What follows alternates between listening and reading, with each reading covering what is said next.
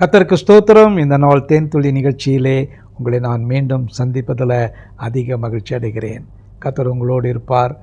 இந்த நாளை உங்களுக்கு ஆசீர்வதித்து தருவார். இந்த நாள் ஒரு மகிழ்ச்சியும் சந்தோஷமும் நிறைந்த ஒரு நாளாக உங்களுக்கு அமையட்டும். இந்த நாளில் நீங்கள் என்னெல்லாம் செய்ய வேண்டும் என்று திட்டமிட்டிருக்கிறீர்களோ அந்த காரியங்கள் எல்லாவற்றையும் நம்முடைய கர்த்தர் வாய்க்க வல்லவராக இருக்கிறார். அதுக்கு என்ன சொன்னாக்கா, நான் உன்னோடு கூட இருக்கிறேன், நான் ஜீவனுள்ள தேவனாக இருக்கிறேன், உன்னை வழி நடத்துவேன் என்று சொல்லுகிறார். இந்த நேரத்தில் ஏசாயா தீர்க்கதரிசி புத்தகம் 51வது அதிகாரத்திலிருந்து 12வது வசனத்தை நான் உங்களுக்கு படிக்க விரும்புகிறேன். நானே உங்களுக்கு ஆறுதல் செய்கிறவர், சாக போகிற மனுஷனுக்கும் புல்லுக்கு ஒப்பாயிருக்கிற மனுபுத்திரனுக்கும் பயப்படுவதற்கும் வானங்களை விரித்து பூமியை அஸ்திபாரப்படுத்தி உன்னை உண்டாக்கின கர்த்தரை மறப்பதற்கும் நீ யார்?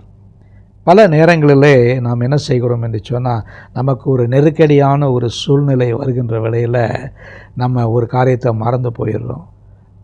நம்ம சூழ்நிலைகளிலே ஒரு பயமும் ஒரு இல்லாவிட்டால் ஒரு நெருக்கடி வருகின்ற வேளையில் நமக்கு ஒரு பயத்தினுடைய அழுத்தத்தின் மூலமாக நம்ம அதிக சோர்ந்து போகக்கூடியவர்களாக இருக்கிறோம்.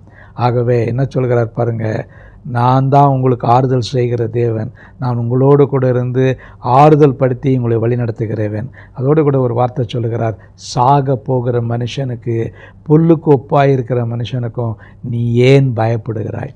இன்றைக்கி எல்லா காரியத்திலும் ஒரு பயம் நம்மை அறுக்கழித்து கொண்டே இருக்கிறது. நான் என்னுடைய அரசாங்கத்தில் வேலை பார்த்து கொண்டிருக்கின்ற வேளையில் நடந்த சம்பவத்தை நான் உங்களுக்கு சொல்லுகிறேன்.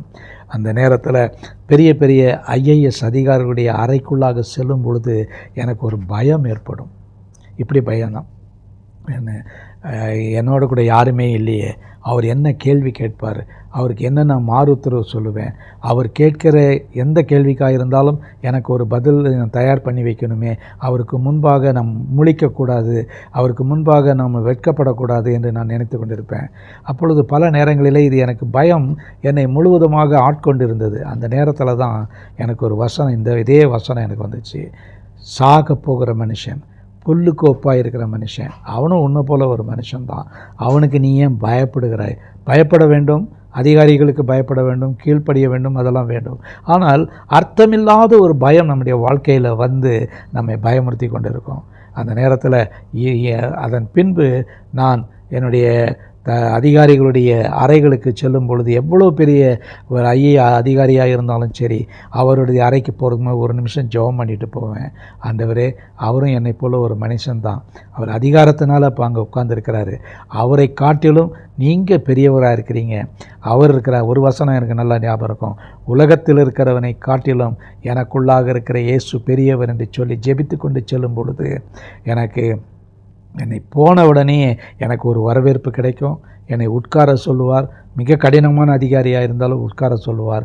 அப்படிப்பட்ட நேரங்களில் எனக்கு ஒரு பெரிய ரிலீஃப் கிடைக்கும். அவரிடத்துல நான் திட்டு வாங்க மாட்டேன், அவர் என்னை கடிந்து கொள்ள மாட்டார். நான் என்ன திட்டமிட்டு சென்றிருக்கிறோனோ அதை வாய்க்க செய்வார். அப்படிப்பட்ட நல்ல தேவன் நமக்கு இருக்கிறார். நம்ம சொல்கிறார், ஏன் பயப்படணும்? பயப்பட வேண்டாம், அவன் புல்லுக்கொப்பான ஒரு மனுஷன், அவனை ட்ரான்ஸ்ஃபர் பண்ணிவிடுவாங்க, அவன் போயிடுவான், கொஞ்ச நாள் தான் இருப்பேன், நீயும் இந்த டிபார்ட்மெண்ட்டில் நல்லா வேலை பார்த்துட்ருப்ப. அதை எனக்கு சொல்லி சொல்லி சொல்லி என்னை உற்சாகப்படுத்தினாங்க. பயம் என்னை அறுக்கழித்து கொண்டு இருந்தது. அந்த பயத்திலிருந்து என்னை மீட்டு கொண்டார். இந்த வசனம் எனக்கு அதிக ஆசீர்வாதத்தை கொடுத்தது. இந்த நாளில் கூட அப்படிப்பட்ட சூழ்நிலையில் நீங்கள் யாராவது இருப்பீங்கன்னு சொன்னால் உங்களுக்கும் சொல்கிறாரு, நீங்கள் பயப்படாதீங்க. சாக போகிற மனுஷன், அவனும் உன்னை போல தான் ஒரு நாள் இந்த இடத்துக்கிட்ட கடந்து செல்லக்கூடியவன், பயப்படாத, அவன் உன்னோட கூட இருப்பான், அவன் புல்லுக்கொப்பான மனுஷன், அவனுக்கு பயப்பட வேண்டாம் சொல்வார்.